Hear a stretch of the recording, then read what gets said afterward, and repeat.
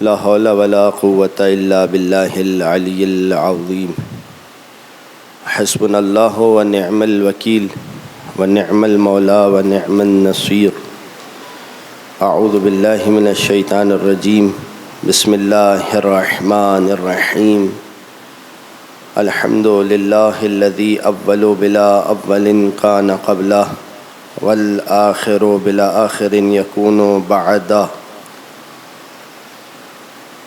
ثم الصلاة والسلام والتحية والإكرام على أشرف الأنبياء والمرسلين حبيب إله العالمين حبيب قلوبنا وطبيب نفوسنا وشفيع ذنوبنا مولانا أبي القاسم محمد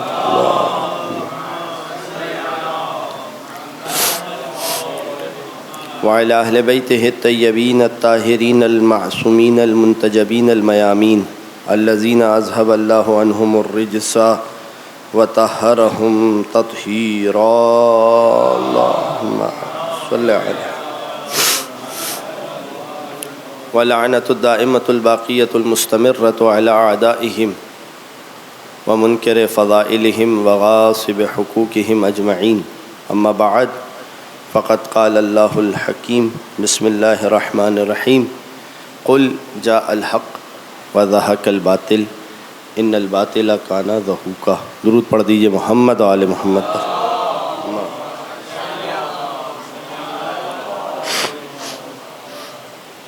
معزز سامعین، کل ہماری گفتگو کا آغاز اس عنوان سے ہوا تھا کہ حکومت امام زمانہ کے خد و خال، حکومت امام زمانہ کیسی ہوگی، اور اس کے اوپر ہم آپ کی خدمت میں نقاط عرض کر رہے تھے اور ایک کمپیریزن آپ کی خدمت میں پیش کیا تھا. ایک مل کر درود پڑھ دیجئے محمد و آل محمد پر. آئیے دیکھیے،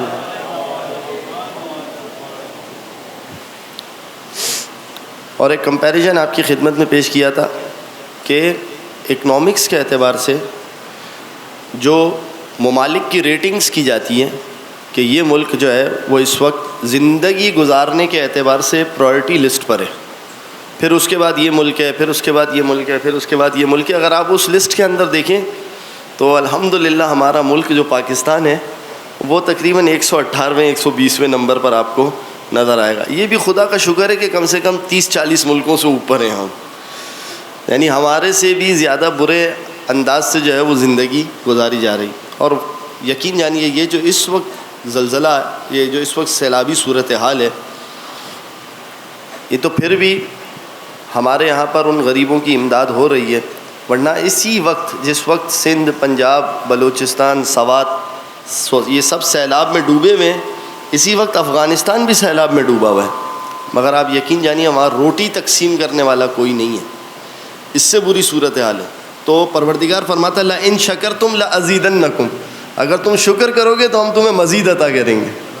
تو پروردگار تیرا شکر ہے کہ کم سے کم حکومت نہ صحیح، ہمارے لوگوں کے اندر اتنا شعور ہے کہ وہ ایک دوسرے کی مدد کر رہے ہیں. اور پروردگار کرے امام زمانہ کے صدقے جلد از جلد ہم اس مصیبت اور اس آفت سے باہر آ جائیں. ایک مل کر درود پڑھ دیجئے محمد و آل محمد.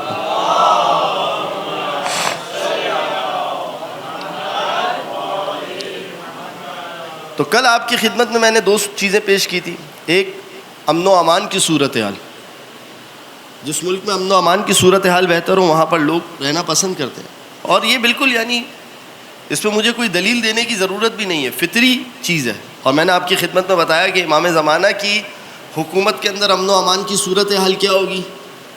کیا مثال دی تھی میں نے، اگر کسی کو یاد ہو، جو روایت سے میں نے پیش کی تھی، بکری اور شیر ایک ہی گھاٹ میں پانی پئیں گے. ایک عورت اکیلی مدینے سے چلے گی شام تک، اسے کوئی خطرہ، یہ امن و امان کی صورتحال ہوگی. توجہ کیجیے. اور دوسری چیز میں نے کیا کہا تھا کہ فقر و حرمان، کہ جہاں پر فقر ہوتا ہے نا، تنخواہ صحیح نہیں مل رہی، بندہ بیچارہ پوری جان لگا رہا ہے. دیکھیے یاد رکھیے گا، ہم سب کے سب کہیں نہ کہیں آ کے اس معاملے میں ظالم ہو جاتے ہیں. بہت معذرت کے ساتھ میں اپنی بھی بات کرتا ہوں اور اپنے گھر میں بھی یہ بات کرتا ہوں. میں صرف ایسا نہیں ہے کہ آپ لوگوں کو بول رہا ہوں، میں اپنے گھر میں بھی یہ بات کرتا ہوں. بعض اوقات ہمارے گھر میں جو بیچاری ماسی روز کام کر رہی ہوتی ہے نا، بعض اوقات ہم 150 روپے کے لیے اس سے لڑ جاتے ہیں. یہ ہوتا ہے یا نہیں ہوتا؟ بالکل، یعنی یہ فیکٹس ہیں. تو وہ جو ہمارے گھر کے اندر ماسی، آپ کو اگر یاد ہو، میں نے گزشتہ سال جو یہاں پر مجلس پڑھی تھی اس میں ایک بات کہی تھی کہ دیکھیں ان میں سے بہت سارے تو ایسی خواتین ہیں جو ہمارے گھر پر کام کرنے کے لیے آ رہی ہیں جو ہمارے مکتب فکر سے بھی نہیں ہے. یہ تو ہماری تبلیغ کا ذریعہ ہے. یعنی کل کہیں پر بات ہوگی کہ شیعہ ایسے ہوتے ہیں، شیعہ ایسے ہوتے ہیں، وہ کیا کہے گی؟ ارے بھائی آپ کو کیا پتا، ہم شیعوں کے ساتھ رہے ہیں، ہمیں پتہ ہے شیعہ کیسے ہوتے ہیں. تو بعض اوقات ہم کسی حد تک جو ہے وہ ہم اس کے حق میں ظالم ہو جاتے ہیں. تو انسان جو ہے وہ اپنی حد تک جو ہے وہ ان چیزوں کا خیال کرے. لہذا جہاں پر فقر و حرمان ہو کہ انسان پوری جان لگا کے، پوری طاقت لگا کے محنت کر رہا ہے مگر اس کو اس کا ریٹرن نہیں مل رہا، فقیری ہے، غربت ہے، تنخواہ کم مل رہی ہے، وہاں پر انسان زندگی گزارنا پسند نہیں کرتا. یہی وجہ ہے کہ لوگ جو ہے وہ ایک کمپنی سے دوسری کمپنی میں سوئچ کر جاتے ہیں. کیوں سوئچ کرتے ہیں؟ اس لیے کہ وہاں پر جو ہے وہ آسائش اچھی مل رہی ہوتی ہے. تو یہ پوری ایک فیلڈ ہے باقاعدہ کہ کس طریقے سے کسی بڑی کمپنی کے بندے کو اپنی طرف کھینچنا ہے آپ کو. یہ پوری ایک فیلڈ ہے. تو بس بہرحال عزیزوں، صرف مثالیں دے کے آگے بڑھنا چاہتا ہوں. فقر و حرمان جہاں پر بھی ہوگا وہاں پر حکومت جو ہے وہ کامیاب نہیں ہوتی ہے. لوگ وہاں پر کام کرنا پسند نہیں کرتے ہیں، لوگ اس حکومت کے لیے کام کرنا پسند نہیں کرتے ہیں. یہی وجہ ہے کہ ہمارے ملک کے اندر صرف اور صرف چائنا کام کرتا ہے، اس لیے کہ وہاں پر جو ہے وہ لیبر کاسٹ جو ہے وہ ہم سے زیادہ کم ہے. اس وجہ سے وہاں کا لیبر ہمارے ملک میں آ کے کام کرنا پسند کرتا ہے کہ چلو اگر پراپر لیبر کاسٹ جو ہے وہ پوری نہیں بھی ملی تو آگے پیچھے کے کھانچے لگ جائیں گے، کیونکہ یہ ایک ایسا ملک ہے کہ یہاں پر جو ہے وہ آگے پیچھے بہت ساری چیزیں ہو جایا کرتی.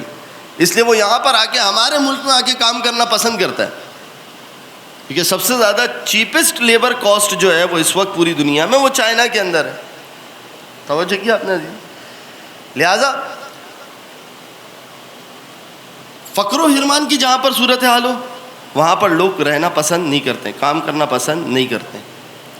میں نے اس کے اوپر کیا روایت پیش کی تھی آپ کو یاد ہوگا؟ کیا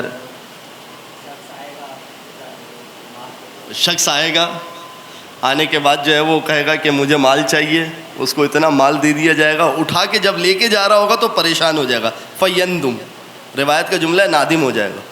اور جب وہ نادم ہوگا تو کہے گا کہ میں ہی ایک لالچی تھا. صحیح. اور پھر اس کے بعد جب وہ واپس کرنے کے لیے جائے گا تو اس کو کیا کہا جائے گا؟ ہم ایک بار جو چیز لے لیا کرتے ہیں وہ واپس دے دیا کرتے ہیں، وہ واپس نہیں کیا.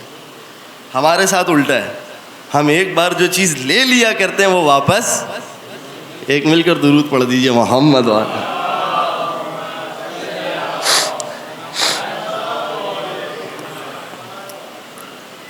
تو یہ دو چیز ہو گئی.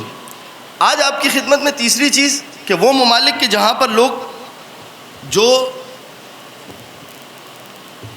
رینکنگ ہے اس کے اندر ممالک کو جو ادارے طے کرتے ہیں کہ کس کے اندر زندگی گزارنا بہتر ہے، اس کے اندر وہ تیسری چیز لکھتے ہیں کہ اچھا وہ اس طریقے سے لکھا ہے انہوں نے کہ جہاں پر غیبی قوت کے اوپر انسان کا بھروسہ کم ہو وہاں پر حکومت ضعیف نظر آتی ہے. پوری توجہ کیجیے گا، کیونکہ جو رینکنگ بنانے والے نا یہ مسلمان نہیں ہیں، یہ مسلمان نہیں ہیں. لہذا جب یہ مسلمان نہیں ہے تو جب یہ رینکنگ بناتے تو انہوں نے یہ نہیں لکھا کہ جہاں پر اللہ کے اوپر بھروسہ کم ہو. انہوں نے کہا کیونکہ جہاں پر غیبی طاقت کے اوپر انسان کا بھروسہ کم ہو وہاں پر زندگی، وہاں پر حکومت ضعیف نظر آتی ہے. کیونکہ مانتے تو یہ بھی ہے نا کہ بہت ساری چیزوں کے اندر ہم نے سب کچھ کیا ہوا تھا مگر جنگل میں آگ لگ گئی. امریکہ میں نہیں ہوا اسی سال جو جنگلات میں آگ لگی اور وہاں پر کتنا بڑا نقصان ہوا، سیلاب آ رہا ہے، زلزلہ آ رہا ہے. یہ بھی مانتے ہیں کہ اس کو ہم بھی روک نہیں سکتے. لہذا یہ غیبی طاقت کا لفظ استعمال کرتے ہیں. میں لفظ استعمال کر رہا ہوں جو مسلمان حکومت ہے وہ ضعیف ہوتی ہے. اس کا ایک سبب یہ ہوتا ہے، اور یہ صرف مسلمان حکومت نہیں، بعض اوقات ہم بھی اپنے عقیدے کی وجہ سے غریب ہیں. آپ کہیں گے مولانا یہ کیا بات کر دی آپ نے؟ بعض اوقات ہم بھی اپنے غلط عقیدے کی وجہ سے غریب ہیں. کیا مطلب غلط عقیدہ؟ آیت پڑھ رہا ہوں قرآن کی، دیکھیے گا. وَمَن يَتَّقِ اللَّهَ يَجْعَل لَّهُ مَخْرَجًا، جو تقوی الہی اختیار کرتا ہے پروردگار عالم بڑی بڑی مشکل میں پھنسنے سے اس کے لیے رستہ نکالتا ہے. وَيَرْزُقْهُ، آیت دیکھیے کیا ہے، وَيَرْزُقْهُ مِنْ حَيْثُ لَا يَحْتَسِبُ، اور پروردگار اسے ایسے مقام سے دیتا ہے کہ جہاں پر اس کا گمان بھی نہ ہو. وَمَن يَتَوَكَّلْ عَلَى اللَّهِ فَهُوَ حَسْبُهُ، اور جو انسان صرف خدا پہ بھروسہ کرتا ہے اس کے لیے خدا کافی ہو جاتا ہے. ان اللہ بالغ امرہ قد جعل اللہ لکل شیء قدرا. میں نے کل آپ کی خدمت میں بات کی تھی. کیا بات کی تھی؟ ہم بچے کو اسکول بھیج رہے ہیں، ہمارے ذہن میں کیا چیز ہے؟ ہمارے ذہن میں یہ نہیں ہے کہ بچہ عالم بن جائے، بچہ پڑھا لکھا بن جائے، بچے کے اندر آداب آ جائیں، بچے کے اندر تربیت آ جائے. یہ چیز نہیں ہے ہمارے ذہن میں. ہمارے ذہن میں کیا ہے؟ یہ اسکول جائے گا تو اس کی نوکری. پروردگار کہہ رہا ہے میرے پاس یہ نظام ہی نہیں چلنے والا. میرے پاس نظام یہ من یتق اللہ، جو صاحب تقوی ہوگا میں اس کے لیے رزق کے دروازے کھولوں گا.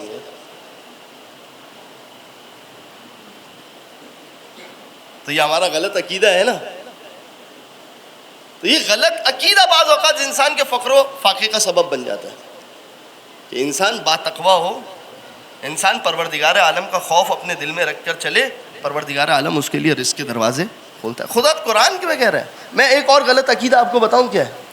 ہمارے کسی بھی نوجوان سے آپ پوچھیں کہ بھائی 20 سال کے ہو گئے ہو، 22 سال کے ہو گئے ہو، شادی کر لو. کسی والد صاحب سے کہہ دیں بھائی اب آپ کا بچہ ماشاءاللہ 18 19 20 21 22 شادی کروا دیں. ارے مولانا کہاں، ابھی تو نوکری نہیں لگی ہے. دیکھیں آپ پورا نظام کیسا خراب کیا ہے. اسلام سے کتنا دور ہمارا نظام چل رہا ہے. صرف نظام کو دیکھیں. جبکہ پروردگار کیا کہہ رہا ہے؟ جو ہر نکاح کی تقریب کے اندر جو آیت پڑھی جاتی ہے، ہر نکاح کی تقریب میں آیت پڑھی جاتی ہے، مگر ہمارا بھروسہ ہی نہیں ہے. بعض اوقات ہم اپنے غلط عقیدے کی وجہ سے فقر میں مبتلا ہے. ہر نکاح کی تقریب کے اندر یہ آیت پڑھی جاتی ہے. کیا آیت پڑھی جاتی ہے؟ قال اللہ تعالی وانکحوا الایام منکم والصالحین من عبادکم وامائکم ان یکونوا فقراء یغنیہم اللہ من فضلہ واللہ واسع علیم. اور اپنے غلاموں اور کنیزوں میں سے باصلاحیت افراد کا نکاح کراؤ، اگر وہ فقیر بھی ہوں گے تو خدا انہیں غنی کر دے گا. واللہ، اور اس کے بعد پروردگار کیا کہہ رہا ہے؟ غنی کے لفظ کے بعد بھی خدا کیا کہہ رہا ہے؟ واللہ واسع علیم. پروردگار بہت دینے والا ہے، بہت جاننے والا ہے. اس کو پتا ہے کہ رزق کے اسباب کا ہے، تمہیں نہیں پتا کہ رزق کے اسباب کا ہے. مگر ہمارا کانسیپٹ کیا؟ مولانا ابھی تو بچہ. اچھا بعض اوقات امائیں، اب میں اس لیے نہیں کہتا ہوں، یقیناً میرے لیے محترم ہے، ساری مائیں میرے لیے محترم، لیکن ہم اپنے عقیدے کو ٹھیک کریں. مائیں بعض مولانا میں نے 20 سال اپنے بچے کو پالا، ابھی 4-5 سال پہلے میں تو اس کی کمائی سے کچھ فائدہ حاصل کر لوں، پھر بیگم آئے گی تو پتہ نہیں مجھے رکھے گی بھی کہ نہیں رکھے گی. تو بعض اوقات ہم اپنے غلط عقیدے کی وجہ سے فقر و فاقہ میں مبتلا ہے، اور یہ جب تک ٹھیک نہیں ہوگا لہذا ہماری مشکل بھی ٹھیک نہیں ہوگی. عزیز ایک درود پڑھ دیجئے محمد و آل محمد.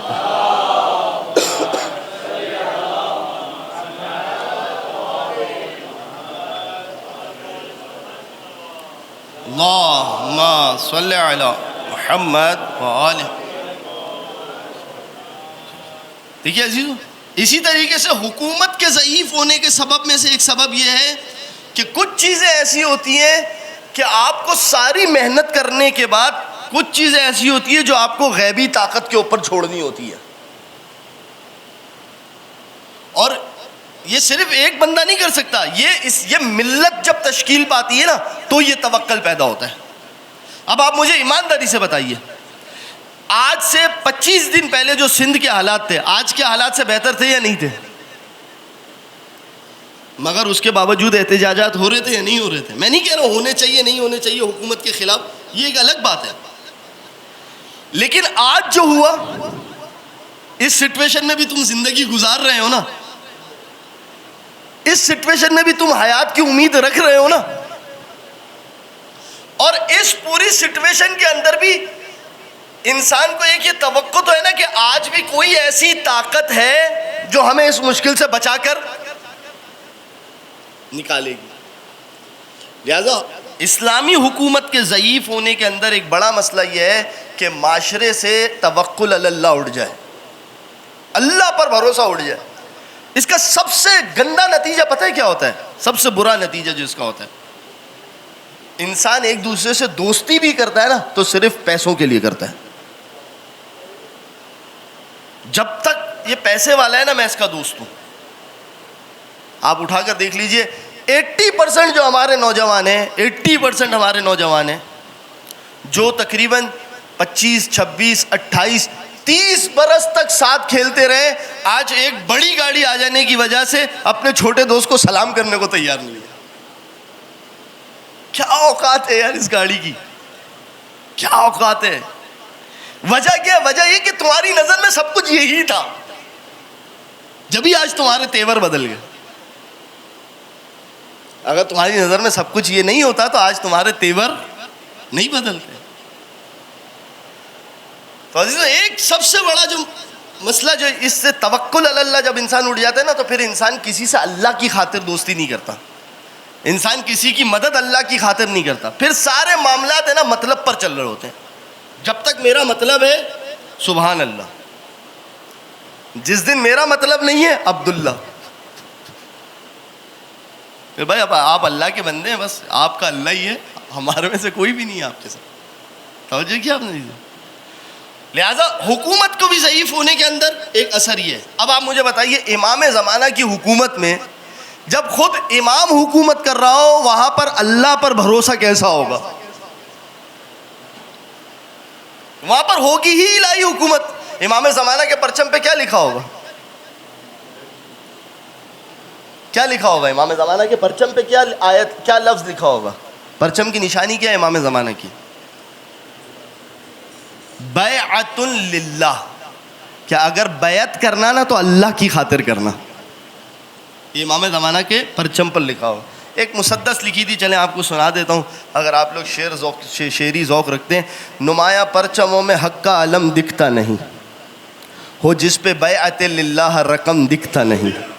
نگاہیں ڈھونڈتی ہیں نقش قدم دکھتا نہیں, وہ مجھ سے کہتے ہیں بہلول عدم دکھتا نہیں. خدا بھی دکھتا نہیں ہے مگر وہ مانتے ہیں, وہ پھر کیوں آپ کو موجود نہیں جانتے ہیں. ایک مل کر درود پڑھ دیجئے محمد و آل محمد.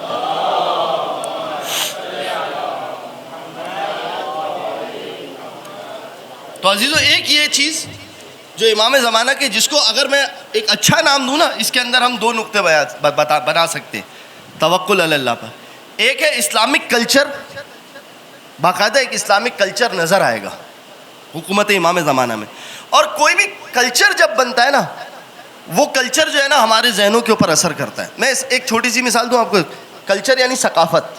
مثال کے طور پر اس سلجھا بازار کے علاقے کے اندر تقریباً ہماری خوجہ خواتین جتنی بھی ہیں, آپ 98% ایک کلچر ہے ہمارا کہ آپ کو ہماری خاتون الحمدللہ الحمدللہ شکر الحمدللہ برقعے اور اسکارف کے اندر نظر آئیں گی. یعنی ایک حیت دیکھ کر نا انسان کہہ دیتا ہے یار یہ خوجہ خاتون ہوگی. اسی طرح الحمدللہ خوجہ کلچر کے اندر, خوجہ معاشرے کے اندر اب شاید آپ کو 2 یا 3% نوجوان ایسے ملیں گے جو داڑھی نہیں رکھتے ہوں گے. الحمدللہ یہ اب ہمارا ایک کلچر بن چکا ہے, ایک ثقافت بن چکی ہے. مگر امام زمانہ کی حکومت کے اندر ثقافت ایسی ہوگی کہ ہر چیز آپ کو اللہ کی طرف لے کر جائے گی. ابھی مثال کے طور پر ابھی عزا خانے میں بیٹھے ہوئے نا, ابھی ہم اللہ والے, لیکن جب باہر نکلیں گے نا تھوڑا سا آگے گئے ایک گاڑی نظر آئی, اب یہ گاڑی آپ کو اللہ کے راستے سے تھوڑا سا ہٹائے گی. یہ بھی تو لینی ہے, تو آپ اللہ کے راستے سے 2% ہٹ گئے. تھوڑا آگے گئے تو ایک بندہ نظر آیا, اس نے ہاتھ میں جو ہے وہ ہبلوٹ کی گھڑی پہنی ہوئی تھی, تو آپ تھوڑا سا اور ہٹ گئے, یہ بھی تو میرے ہاتھ میں ہونی چاہیے. امام زمانہ کی حکومت کے اندر ثقافت کلچر ایسا ہوگا کہ کلچر کے اندر جو بھی چیز ہوگی وہ آپ کو اللہ سے کنیکٹ کرے گی. ہر چیز آپ کو اللہ سے, مجھے اور آپ کو جو ہے وہ اللہ سے کنیکٹ, میں آپ کو سے مراد اپنے آپ کو بھی شامل کر رہا ہوں, ہمیں جو ہے وہ اللہ سے کنیکٹ کرے گی. اس کے بارے میں مولا امیر کیا فرماتے ہیں, توجہ کیجیے. کائنات کے امیر ایک حدیث کے اندر فرماتے ہیں, یہلک الاشرار, جتنے شر پسند عناصر ہوں گے نا سب ہلاک ہو جائیں گے. وَيَبْقَى الْأَخْيَارُ, بچے گا ہی وہ کہ جو خیر کی امید لے کے زندہ ہو. وَلَا يَبْقَى مَنْ يَبْغِضُ أَهْلَ بَيْتٍ, اور زمین کے اوپر کوئی ایسا شخص نہیں ہوگا, توجہ کیجئے گا بڑا اہم جملہ ہے, زمین کے اوپر کوئی ایسا شخص نہیں ہوگا کہ جس کے دل میں بغض اہل بیت ہو. کسی مبغض اہل بیت کو امام زمانہ نہیں چھوڑیں گے. اب آپ ذرا دیکھیے کلچر کیسا ہوگا جہاں اشرار ہے ہی نہیں, شر ہے ہی نہیں, جہاں صرف خیر و خیر ہے. عزیزو, آپ اس نقطے کے اعتبار سے بھی کوئی ایسی حکومت ہے دنیا کی جو حکومت امام زمانہ کا مقابلہ کر سکے؟ کوئی ایسی حکومت موجود نہیں. اس کے بعد جو دوسری چیز آتی ہے وہ ہے, ہاں, ایک روایت, ایک حدیث خود امام زمانہ سے, خود امام زمانہ ایک توقیع کے اندر فرماتے کہ لا نترک بدعۃ الا اوالھا, ہم کسی بدعت کو ترک نہیں کریں گے مگر یہ کہ اس کو مٹا دیں گے. جو بھی چیز بدعت ہوگی نا ہم اس کو مٹا دیں گے. دعائے کمیل کے اندر ہم پڑھتے ہیں نا, تجدید الفرائض والسنن, کہاں ہے وہ کہ جو فرائض اور سنتوں کو آ کے زندہ کرے گا. کوئی بدعت نہیں ہوگی. یعنی امام زمانہ کی حکومت کے اندر کہیں تراویح نہیں ہو رہی ہوگی, نماز شب بن جائے گی. یہ جو نماز شب کے اندر امینڈمنٹ ہوئی ہے نا, یہ ساری, یہ سب ختم ہوگی. پھر اس کے بعد امام فرماتے ولا سنتن الا اقامہا, اور کوئی سنت ایسی نہیں ہوگی کہ جسے ترک کر دیا گیا ہوگا امام اسے آ کے زندہ کریں گے. یہ امام زمانہ کی حکومت کا اسلامک کلچر ہوگا. پھر اس کے بعد جو دوسرا نقطہ ہے نا اسلامک کلچر کو بنانے کے لیے, وہ ہے تربیت. تربیت جو ہے وہ ہمیشہ, کوئی بھی کلچر جب پروان چڑھتا ہے نا وہ تربیت کی وجہ سے چڑھتا ہے. جو میں نے آپ کے سامنے کل کی مجلس میں بھی مثالیں پیش کی, وہ بچے کو صبح اسکول کے لیے اٹھانا, اسمع فہم اذا اتاک الملکان المقربان, وہ بچہ سمجھ جاتا ہے کہ یہ جو ہے وہ کوئی ملک الموت آیا ہے ابھی اٹھانے کے لیے, اٹھو اسکول جانا ہے, اٹھو. نہیں واللہ خدا کی قسم, آپ یوٹیوب پر سرچنگ کیجئے یہودیوں کا نظام تعلیم. اب یہ باتیں بھائی آپ کاٹ دیجیے گا ویڈیو سے, میں یہودیوں کی تعریف نہیں کرنا چاہتا, لیکن جو ہے وہ مجبوری. آپ دیکھیں تو صحیح, میں کہہ رہا ہوں یہ میرے جو نوجوان دوست آپ لوگ بیٹھے ہوئے, اس پر خدا را سرچنگ تو کیجئے کہ انہوں نے کیا کام کر کے رکھا ہے. اور ہم اپنے بچے کے اوپر, وہ بیچارہ, میں بعض بچوں کو دیکھتا ہوں قسم خدا کی رحم آتا ہے. آپ مجھے بتائیے 8 بجے اسکول لگنے والا ہے, ٹھیک ہے, ابا کو اٹھنے کی توفیق نہیں ہے کہ یار اٹھ کر بائک دی ہے اللہ نے, گاڑی دی ہے, بچوں کو اسکول چھوڑ کر آ جاؤں. 7 بجے وین والا اس کو اٹھاتا ہے, 8:15 بجے وہ بیچارہ گھسٹتا پسٹتا اسکول پہنچتا ہے. اسکول پہنچتے پہنچتے اس کا آدھا یونیفارم جو ہے وہ خراب ہو چکا ہوتا ہے, اور اس کے اوپر جو ہے وہ وہ ہمار والی مثال جو سورہ جمعہ کے اندر آئی ہے, اتنی کتابیں لاد دی ہیں اس کے اوپر. وہ بیچارہ غریب وہ 10 کلو کا بورا اٹھا کے, اب یہ جو 10 کلو کا بورا اٹھا کے جس کو بچپن سے بورے کی ترتیب دی جا رہی ہے, وہ بڑا ہو کے بیچارہ بورا ہی اٹھائے گا. آپ کہیں گے مولانا نیمول بدل دے دے, نہیں ہے میرے پاس, کیا کر سکتا ہوں, لیکن یہ میرا اکیلے کا کام نہیں ہے. عزیزوں آپ جا کر دیکھیے, سرچ کیجئے, میں آپ کو ایک وہ دے رہا ہوں جملہ, آپ گوگل پہ سرچ کیجئے, home schooling system in Dubai, search کیجئے آپ اس کے اوپر. دیکھیے میں اپنے بچوں کے اوپر تجربے کرتا رہتا ہوں, مگر میں قوم کے بچوں کے اوپر تجربے نہیں کر سکتا. آپ دیکھیے جا کے لکھے ہوم اسکولنگ سسٹم ان UAE, ہوم اسکولنگ سسٹم ان امریکہ. آپ ایک اور چیز سرچ کیجئے, ایجوکیشن ان اسرائیل. دیکھیے آپ وہاں پر, آپ دیکھیں تو صحیح وہ بچوں کے ساتھ کیا کر رہے ہیں اسکول کے اندر. الحمدللہ ابھی کسی حد تک نظام ہمارے یہاں بہتر ہوا ہے. جو ECD وغیرہ کا, ارلی چائلڈ ایجوکیشن وغیرہ کے اندر نظام کافی حد تک بہتر ہوا ہے کہ بچہ جو ہے نا وہ دیکھیں 3 چیزیں بچے کے پاس. محسوس کرنے کی صلاحیت ہے نا انسان کے پاس 5 ہے, اور ایک چیز ہے چھٹی چیز جس کو ہم کہتے ہیں 6th سینس, جو ہمارا جتنی بھی معلومات حاصل کرنے کے ہمارے ذریعے, اس پر بھی آپ سرچ کریں, یہ بھی ایک موضوع ہے. جتنے بھی ہمارے معلومات حاصل کرنے کے ذرائع ہیں وہ کیا ہے؟ آنکھ جس کے ذریعے سے ہم دیکھتے ہیں تو انفارمیشن ملتی ہے, کان, ذائقہ 1 2 3 ذائقہ, اس کے بعد سونگھنے کی صلاحیت 4 اور چھونے کی صلاحیت 5. پروردگار عالم نے 4 چیزیں تو صرف منہ پہ رکھی ہے جو انفارمیشن کا ذریعہ ہے, اور ایک چیز ہے جو پورے جسم میں ہے, یہ چھونے کے ذریعے سے ہمیں انفارمیشن ملتی ہے. یہ دنیاوی چیزیں, توجہ کیجیے گا, یہ دنیاوی چیزیں. چھٹی چیز ہے جس کو آپ اصطلاح میں دیکھیں گے نا تو کہا گیا 6th سینس. 6th سینس میں آپ کو مثال دوں, کبھی کبھار ایک دم آپ کو بیٹھے بیٹھے جھٹکا لگتا ہے, یہ کام نہیں مجھے یہ کر لینا چاہیے, آپ فوراً سے موبائل اٹھاتے, جس کو قرآن کے اندر کہا گیا الہام, کہ خود پروردگار عالم کی طرف سے کوئی مدد آتی ہے. یہ جو مدد آتی ہے نا, یہ جو ہمارا اسکولنگ سسٹم ہے نا, یہ بچپن سے بچے کی اس مدد کو خراب کر دیتا ہے. یہ بچپن سے بچے کی اس مدد کو خراب کر دیتا ہے, اس لیے کہ ہمارے یہاں پر ظاہری سی بات ہے وہ فوکس غیبی قوت کے اوپر بچے کو نہیں کرایا جا رہا ہوتا کہ بیٹا یہ تمہاری انفارمیشن کا ذریعہ ہے نا, اس سے بڑی انفارمیشن کا ایک ذریعہ ہے جو تمہیں امامت کی باتوں سے ملے گا, جو تمہیں نہج البلاغہ سے ملے گا. دیکھیں آپ قرآن کی آیت کیا کہہ رہی ہے. قرآن کی آیت کہہ رہی ہے یؤتی الحکمہ من یشاء, سورہ بقرہ کی آیت نمبر 256 ہے, جا کر دیکھیے گا. یؤتی الحکمہ من یشاء, پروردگار جسے چاہتا ہے حکمت عطا کرتا ہے. وَمَن يُؤْتِ الْحِكْمَةَ فَقَدْ أُؤْتِيَ خَيْرًا كَثِيرًا, اور اگر پروردگار عالم کسی کو حکمت دے دے تو یہ سمجھو کہ اسے خیر کثیر عطا کر دیا گیا. یہ قرآن ہے. اگر کسی کو حکمت دے دی جائے نا تو یہ سمجھو کہ اسے خیر کثیر عطا کر دیا گیا. اب آپ سوال میں آپ سے کر رہا ہوں, ایک کوسچن مارک چھوڑ رہا ہوں, مجھے یہ بتائیے یہ حکمت کیا چیز ہے؟ اس کو کسی حد تک اگر میں قریب کرنا چاہوں نا, کسی حد تک یہ حکمت ہے ویل پلاننگ.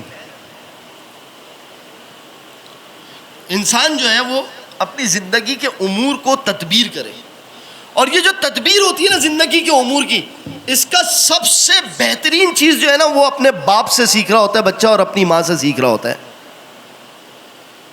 کہ میرے والد صاحب جو ہے وہ گھر میں جب پلاننگ کرتے ہیں تو کس انداز سے پلاننگ کرتے ہیں.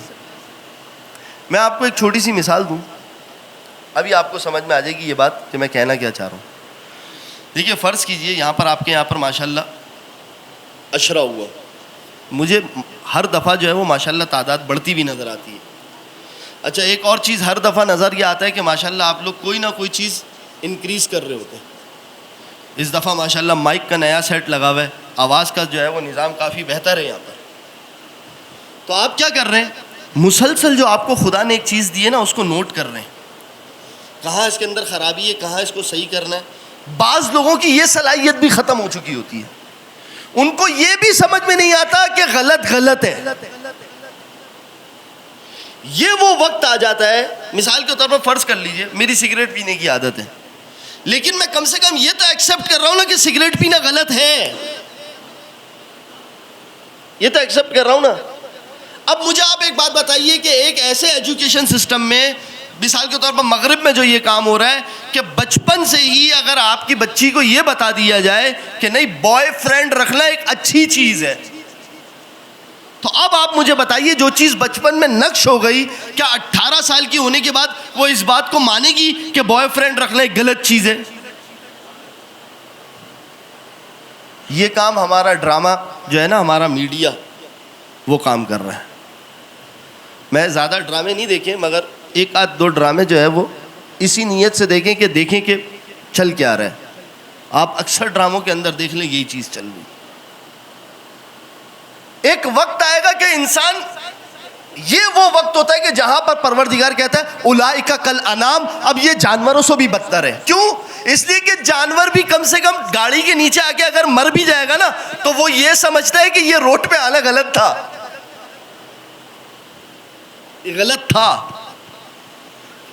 انسان اتنا بدتر ہو جاتا ہے کہ غلط کو غلط سمجھنا بھی چھوڑ دیتا ہے. اور یہ تربیت کا وہ فقدان ہے، یہ وہ فقدان ہے تربیت کا کہ جہاں پر آ کے انسان غلط کو غلط سمجھنا چھوڑ دے نا، تو پھر اس کے بعد اسے نبی بھی آ جائے نا، نبی مولا علی بھی آ جائے نا، تو وہاں پر بھی پروردگار کہتا ہے اے رسول تم بھی ان کی ہدایت نہیں کر سکتے. دیکھ لیجئے آپ قرآن کی آیت اٹھا کے دیکھ لیجئے. اے حبیب وما علیک الا البلاغ المبین، اے حبیب تمہارے اوپر صرف اور صرف یہ کہ واضح بات پہنچا دو بس. ان کو تم نہیں کہا. سورہ بقرہ کی ابتدائی آیتیں دیکھ لیجئے، آپ ابتدائی آیتیں دیکھ لیجئے، 6، 7، 8 آیت آپ جا کر دیکھ لیجئے گا تو آپ کو میری گفتگو پوری سمجھ میں آ جائے گی. اب میں آیتوں کی طرف نہیں جا رہا. امام زمانہ کی حکومت میں کیا ہوگا؟ اب امام پانچویں امام فرما رہے ہیں تو اتون الحکمہ فی زمانہ علیہ السلام، امام زمانہ کے دور حکومت کے اندر حکمت ایسے تقسیم کی جائے گی، ان المرأة لتقضی فی بیتہا بکتاب اللہ و سنت رسول اللہ، کہ ایک عورت اپنے گھر کے فیصلے اللہ کی کتاب اور رسول اللہ کی سنت کے مطابق کرے گی.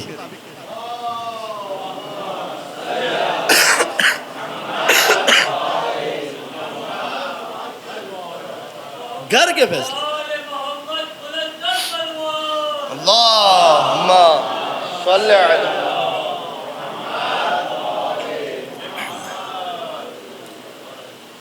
یہ حکمت کا نظام ہو. اب آپ مجھے بتائیے یہ دو چیزیں، آج میں آپ کی خدمت میں ایک ہی چیز پیش کر سکا، ابھی دو چیزیں اور باقی ہیں کہ ضعف حکومت کے اسباب میں سے ایک ہوتا ہے کہ جب حکومت جرائم کو روکنے میں کمزور ہو، اور ایک اور سبب ہوتا ہے کہ جہاں سے حکومت ضعیف ہوتی ہے کہ حکومت جب قوانین بنانے کے اندر کمزور ہو. جب قانون ہی بن ہی صحیح نہیں رہا تو اس کا امپلیمنٹیشن کیا ہوگا، اور اگر ہو بھی جائے تو غلط ہی ہوگا. کل انشاءاللہ ان دو نکات کے اوپر بات کروں گا. تو آج ہم نے تیسری چیز ڈسکس کی، اور تیسری چیز کیا ہے کہ ضعف حکومت کے اسباب میں سے ایک سبب کیا ہے کہ جہاں پر اسلامک کلچر نظر نہیں آئے، جہاں پر ثقافت کو منہدم کر دیا جائے. دیکھیں ہماری ثقافت کو واقعاً خراب کیا گیا. برِ صغیر کی ثقافت مہمان نواز ثقافت تھی، مہمان نواز ثقافت تھی ہماری.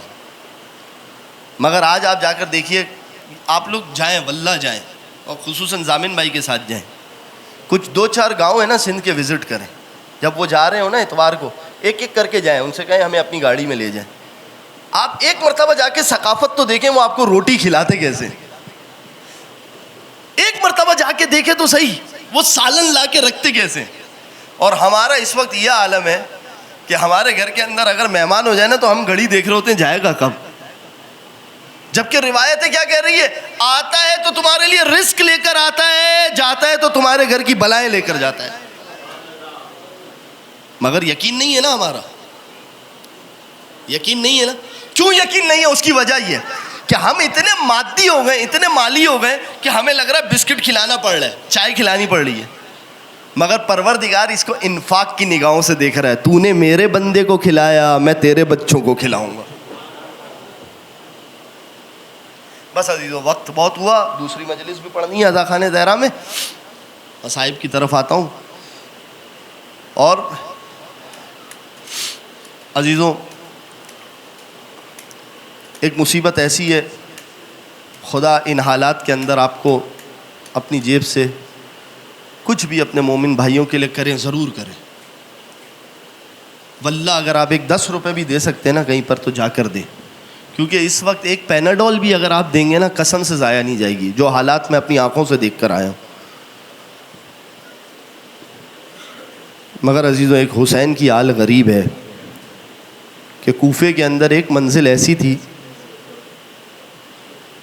بچہ دیکھیں بچے ہوتے ہیں، بچے کو بھوک لگتی ہے نا، بچے کو کوئی بھی چیز آ کے دے دے، اس کو نہیں پتا کہ یہ میرے لیے نقصان دہ یا فائدہ مند۔ کوفے والے صدقے کی کھجوریں اور روٹیاں لا کے بچوں کو دیتے تھے۔ اجرکم علی الزہرا، صدقے کی۔ ام کلثوم جاتی تھی بچوں کے ہاتھ سے چھینتی تھی اور کہتی تھی کوفے والوں صدقہ ہم پر حرام ہے، ہمیں صدقہ مت کھلاؤ، ہمارے بچوں کو صدقہ مت کھلاؤ۔ خدا کسی پر یہ وقت نہ دے۔ بس عزیزوں، ایک بچی ہے اسی قافلے کے اندر، ایک روایت پڑھنا چاہتا ہوں۔ جب یہ بچی شام کے دربار میں یزید کے سامنے آئی نا، تو اس بچی پر دو مصیبتیں بڑی سخت تھی۔ ایک یہ کہ یزید کے دربار میں تخت پہ ایک شخص بیٹھا ہوا تھا، اور اس نے اس بچی کی طرف اشارہ کر کے کہا یزید یہ بچی مجھے کنیزی میں دے دے۔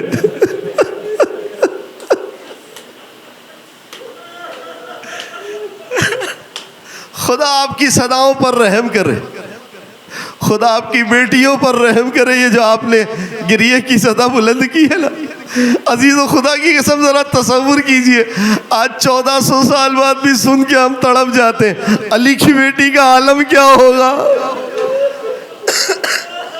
اجرکم علی الزہرا۔ اور بس عزیزوں، اس کے بعد ایک مصیبت یہ تھی کہ جب ایک مرتبہ یزید نے کہا میں نے سنا ہے تیرا باپ تجھ سے بہت پیار کرتا تھا، سکینہ کہتی ہے میرا بابا مجھ سے بہت پیار کرتا۔ کہا اچھا ایک کام کر، تو اپنے بابا کو بلا، میں دیکھتا ہوں کہ تیرا بابا تیرے پاس آتا ہے یا نہیں آتا۔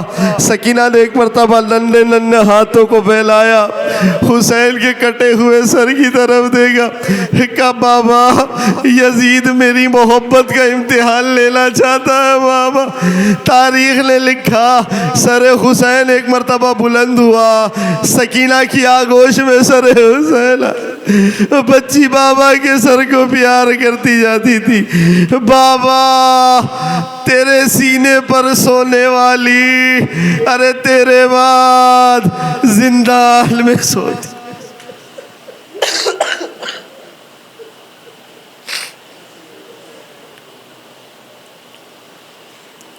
الا لعنت اللہ علی القوم الظالمین وسیعلم الذین ظلموا ای منقلب ینقلبون۔ السلام علی الحسین وعلی علی بن الحسین وعلی اولاد الحسین وعلی اصحاب الحسین۔ پروردگار ہماری اس عبادت کو اپنی بارگاہ میں قبول فرما۔ پروردگار جتنے مومنین مومنات یہاں تشریف فرمائے خدایا ان سب کے جان مال عزت و آبرو کی حفاظت فرما۔ پروردگار جو بے گھر ہیں گھر عنایت فرما، جو بے اولاد اولاد عنایت فرما۔ پروردگار ہم سب کو امام زمانہ کے اعوان و انصار میں سے قرار دے، زمانے کے امام کے ظہور میں تعجیل فرما۔ ربنا تقبل منا انک انت السمیع الدعاء ماتم حسین۔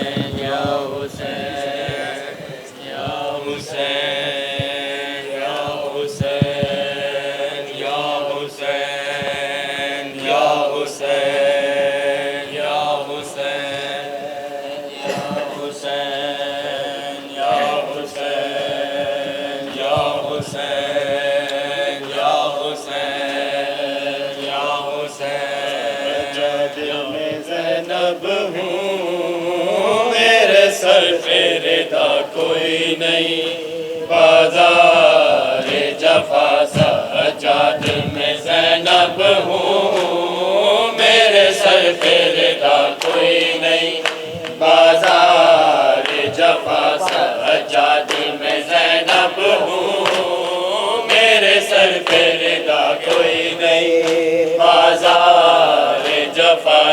سجاد میں زینب ہوں، میرے سر پہ ردا کوئی نہیں، بازار جفا سجاد میں زینب ہوں، میرے سر پہ ردا کوئی نہیں، بازار جفا مجمع ہے کوفیوں کا، میرے چلنے کی جا کوئی نہیں، بازار جفا سجاد میں زینب ہوں، میرے سر پہ ردا کوئی نہیں، بازار جفا سجاد میں زینب ہوں، میرے سر پہ ردا کوئی نہیں، بازار جفا مجمع ہے کوفیوں کا، میرے چلنے کی جا کوئی نہیں، بازار جفا سجاد میں زینب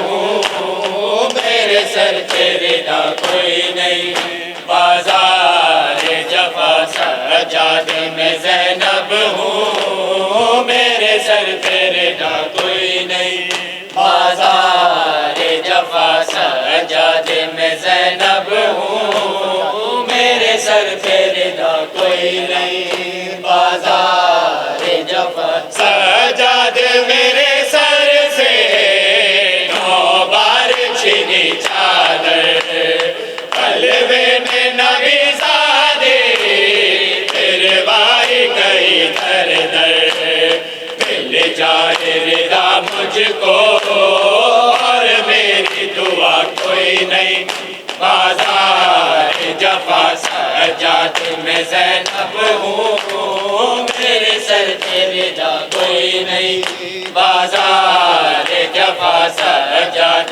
میں زینب ہوں، میرے سر پہ ردا کوئی نہیں، بازار جفا سجاد میں زینب ہوں، میرے سر پہ ردا کوئی نہیں، بازار جفا سجاد میرے دل کو یہ درد ستاتا ہے، سر غازی کا نیزے سے جب خاک پہ آتا ہے، سر میرا کھلا دیکھے غم اس سے بڑا کوئی نہیں، بازار جفا سجاد میں زینب ہوں، میرے سر پہ ردا کوئی نہیں، بازار جفا سجاد میں زینب ہوں، میرے سر پہ ردا کوئی نہیں، بازار جفا سجاد میں زینب ہوں، میرے سر پہ ردا کوئی نہیں، بازار جفا سجاد چلوں کیسے لاکھوں ہے تماشائی، یاد آتا ہے رہ رہ کے عباس میرا بھائی، فریاد کروں تجھ سے اب تیرے سوا کوئی نہیں، بازار جفا سجاد میں زینب ہوں، میرے سر پہ ردا کوئی نہیں، بازار جفا سجاد میں زینب ہوں، میرے سر پہ ردا کوئی نہیں، بازار جفا سجاد میں زینب ہوں، میرے سر پہ ردا کوئی نہیں، بازار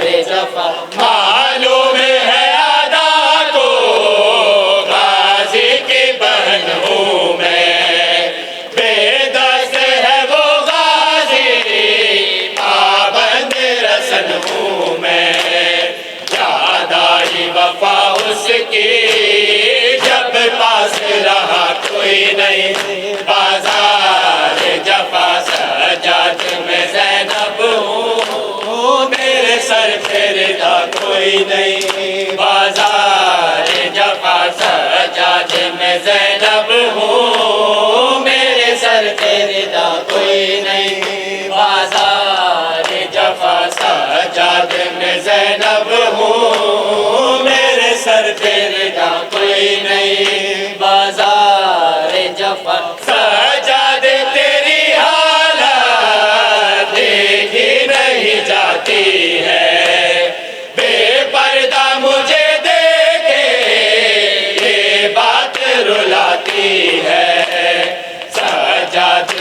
میری طرح کانٹوں پہ چلا کوئی نہیں بازار جفا سجاد میں زینب ہوں میرے سر پہ رضا کوئی نہیں بازار جفا سجاد میں زینب ہوں میرے سر پہ رضا کوئی نہیں بازار جفا سجاد میں زینب ہوں میرے سر پہ رضا کوئی نہیں بازار جفا مجمع ہے کوفیوں کا میرے چلنے کی جا کوئی نہیں بازار جفا سجاد میں زینب ہوں میرے سر پہ رضا کوئی نہیں بازار جفا سجاد میں زینب ہوں میرے سر پہ رضا کوئی نہیں بازار جفا جاتا ہے سوئے زینب اب قربہ محمد کا رسی میں بندے قیدی کانٹوں سے بھرا رستہ امت نے ستم ڈھائے قسمت سے گلا کوئی نہیں بازار جفا سجاد میں زینب ہوں میرے سر پہ رضا کوئی نہیں بازار جفا سجاد میں زینب ہوں میرے سر پہ رضا کوئی نہیں بازار جفا سجاد میں زینب ہوں میرے سر پہ رضا کوئی نہیں بازار جفا معلوم ہے آدھا کو عاشق کی بہن ہوں میں بے دست ہے وہ غازی پابند رسن ہوں میں یاد آئی وفا اس کی جب پاس رہا کوئی نہیں بازار جفا سجاد میں زینب ہوں میرے سر پہ رضا کوئی نہیں بازار جفا سجاد میں زینب ہوں میرے سر پہ رضا کوئی نہیں بازار جفا سجاد میں زینب ہوں میرے سر پہ رضا کوئی نہیں بازار جفا سجاد چلوں کیسے راکھو ہے تماشائی یاد آتا ہے رہ کے عباس میرا بھائی فریاد کروں تجھ سے اب تیرے سوا کوئی نہیں بازار جفا سجاد میں زینب ہوں میرے سر پہ رضا کوئی نہیں بازار جفا سجاد میں زینب ہوں میرے سر پہ رضا کوئی نہیں بازار جفا سجاد میں زینب ہوں میرے سر پہ رضا کوئی نہیں بازار جفا موت آئے گی زندہ میں میری والی سکینہ کو کیا جا کے بتاؤں گی بیمار مدینہ کو غم دل کے اٹھانے کو اب باقی بچا کوئی نہیں